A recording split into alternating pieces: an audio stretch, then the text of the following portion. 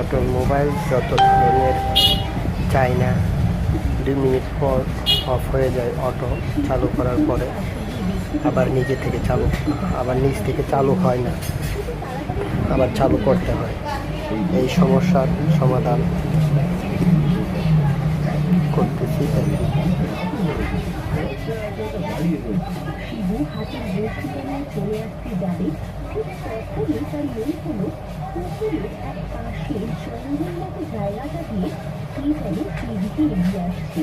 শিবু তাড়াতাড়ি জঙ্গলের মধ্যে একটা গাছের আড়ালে লুকিয়ে পড়ল, আর তারপরে একটা অচেনা লোককে সেদিক থেকে বেরিয়ে আসতে দেখল।